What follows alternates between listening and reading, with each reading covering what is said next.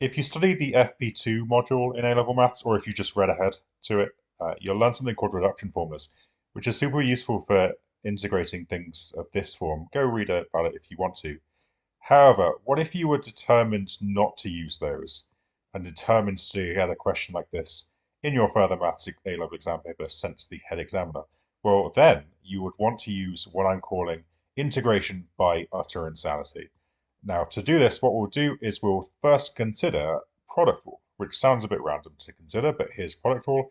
If u and v are functions of x, when you differentiate the products of them, you get u dash v plus uv dash. Nice and easy. Now, what most of you, or some of you, won't know is that integration by parts is literally just this rearranged. If you integrate both sides, which is a perfectly valid thing to do, integrate both sides, it looks like this. Of course, the integral of a derivative is just the thing. So this all is just uv, because we've derived and then integrated. Those things cancel because the integral is the antiderivative. We get this, of course, it's just the same as it was. And then if you just say focus on this one and take this one to the other side and do this minus this, then you get this. And this hopefully is recognizably integration by parts. So cool. Now, what if you were to go further, though? Like integration by partsception.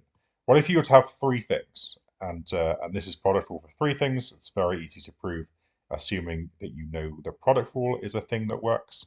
I'll leave that to you to do. Integrate both sides, and we'll get this. The integral and the derivative cancel here. To get this all just stays the same. And then, of course, you can just focus on one of them, move the other two to the other side, and you end up with this here. And this is our integration by triple parts formula. But let's go further. Let's say there are four things, and I'm swapping to A, B, C, D here, because of course, if I went U, V, W, X, I'd be differentiating X with respect to X, but X is a function of X, not X itself. That's confusing. So we use A, B, C, D here instead. Of course, integrate both sides, and then, of course, this is just the thing. Move three of these things to the other side, focus on one of them, and you have your integration by quartic parts formula. Of course, if you might spot the pattern here, right? Like you just have A dash B C D is A B C D, and then just the dash goes on all of the other ones as you go along. So let's say, for hypothetical sake, you had six things in your product. Then the integral of A dash to all of the other ones is just all of them not dashed minus the integral of, and then you just move the dash throughout the other ones that you've got here, all the way to the end, and this is your integration if you're doing a product of six things. This might be helpful if, say, we're integrating cos to the power 6 of x. We're going to introduce some shorthand here because otherwise this is even more of a mess than, of course, it's going to be. Let's just say s is sine of x and c is cos of x, of course. This means things like s dashed is c and c dashed is minus s, because the derivative of sine is cos, the derivative of cos is minus sine. And then, of course, like s squared is just sine squared. So, okay, the integral of cos squared is just the integral of c squared based on my notation. We'll call it I because that's going to be important. Now, c to the power 6, sorry, I said squared, now c to the power 6, cos to the power 6. C to the power 6 is just c, c, c, c, c, c. Yeah, and now we can break out this formula here, right? So we let's pretend c is a dashed. Well, that means we need to integrate it to get it to a every single time. So cos integrates to minus sine. Sorry, it doesn't at all. It integrates to sine. So the first term is just going to be replacing this c with an s because we need to integrate it to get it from a dash to a. So that's going to be an s, and then all the other ones just stay the same. So that's going to be 5 c's. The next term, like this still integrates to s, but then this one is differentiated. Now c differentiated is minus s. So it's going to be s minus s, and then all of these stay the same as they were before. And then this term, the a is still going to be the same as it was here and here. So that's still s. The b goes back to being a c, but then we've got c dashed, but c dashed is just, well, it's cos dashed. That's confusing. I didn't think of that. But this is confusing enough already, so I can't be bothered to change that. C dashed is this C dash. This C does not refer to the cos here, but who cares? But the point here is, and maybe some people already realize this, these terms are all going to be the same, right? There's just going to be 5 of them. They're all going to be identical because it doesn't matter which one of these C's you differentiate and which of the other 4 you leave alone. You're just going to end up with 1 minus S and 4 C's. So it's all the same. So we're going to end up with this minus 5 lots of this, but the 2 minuses in each of these will cancel to make a plus. I think we end up with that. There's 2 s's in all of them, there's 4 c's in all of them, the 2 negatives cancel, there's 5 integrals in total that are all the same, we end up with this. And this is really helpful because s squared is just 1 minus c squared, based on the Pythagorean identity that we all know. We expand this out, we can separate this integral to be 5 lots of this integral minus 5 lots of this integral, but this integral here, notice, is just the original integral I.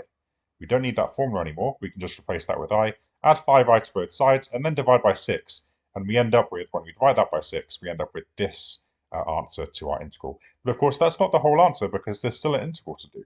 And if you notice before I said you can do this via reduction formulas, this is essentially what I'm doing, except reduction formulas just make this much easier.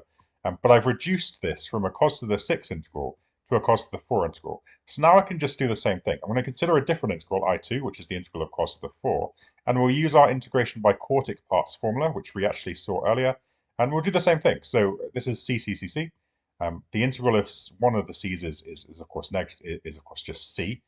Is s. In c, cos integrates to sine, right? So we're going to have s every time at the start here, as we did before, and then we'll have 1 minus s for each derivative, and all the other ones are just going to be c. Just like we did before, it's basically the same thing, but this time there are only 3 integrals. You end up with this minus s moving along. There are always 2 c's, always 2 s's. The 2 negatives cancel to make a positive, and we end up with something that looks a bit like this, just using our formula. But this is great. Sine squared is, again, 1 minus cos squared. We expand this out, we get this. I've moved the 3 and split the integral already. Integral of c to the 4, we've already defined to be I2, so I'll replace that with I2, add 3i2 to both sides, and divide by 4, and we end up with this expression for the integral of cos to the power 4. So what we'll do is we'll put that expression there, a quarter of this stuff, into here just after the 5, and we end up with this expression here.